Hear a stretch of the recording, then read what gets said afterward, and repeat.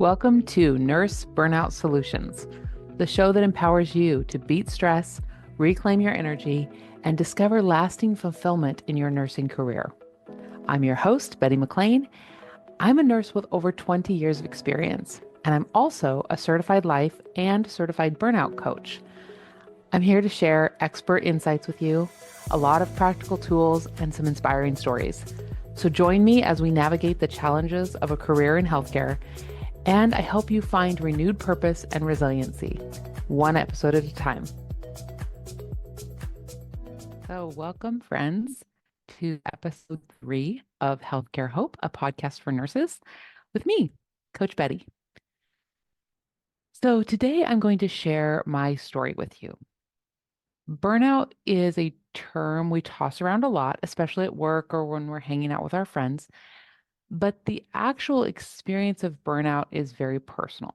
And while there are things about burnout that everyone experiences, like across the board, how you cope and how you recover is going to be different based on your personality, based on your coping skills, and based on your life experience.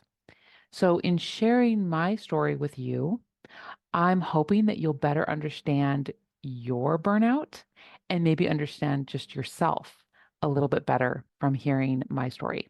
I've been a nurse for 20 years. As of 2024, it's been 20 years. And for 17 of those years, I have worked in the hospital, med surg mostly, acute care a little bit. But around 2018, while I was working in the hospital, I had an experience that kind of shook me. Not kind of, it really shook me. I had a patient who, it was my first day working with them, and they coded exactly 2 hours into my shift, and they did not survive. They never made it to ICU or anything like that. I'm not going to go into the details, but I did nothing wrong as far as my nursing care, but it was still a very traumatic experience for me. And this is a very common start, I now know, to the slide into burnout. I started second guessing myself. I started feeling inadequate as a nurse. And while my performance and my actual skills as a nurse did not diminish, internally, I started to diminish.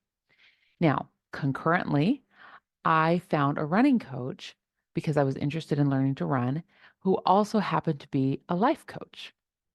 She used that life coaching skills to teach mindset around motivation for running and for keeping yourself positive and all those good things as far as it was related to running. But what I found was I could take those life skills and start to understand my experience with burnout better. In fact, I finally understood that what I had been experiencing was in fact burnout. What burnout felt like for me was a lot of dread. Dread ruined my days off. I spent my days off anxious about going back to work, ruminating and going over all the things that went wrong on my previous shifts. Dread was a big part of that.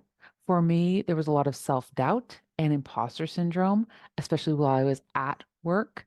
A lot of anxiety that I would do something wrong or that something bad would happen and I wouldn't be able to cope. Outside of work, there was a lot of self-medicating in forms of overeating and overdrinking.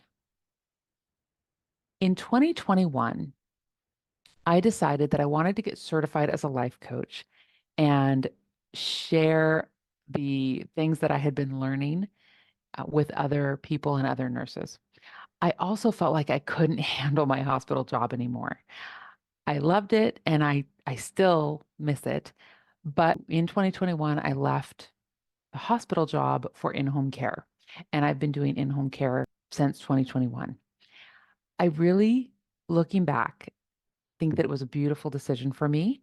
And I, at the same time, feel very blessed that I was surrounded by life coaches as I transitioned from my role as a hospital bedside nurse to in-home care because I brought my burnout with me into my new job. I brought all of my insecurities and all of my anxieties.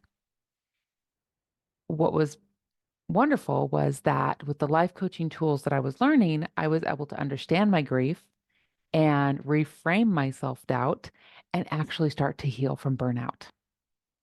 I started my business, Aim for Greatness Coaching, in 2022, and I have loved every second of coaching my clients.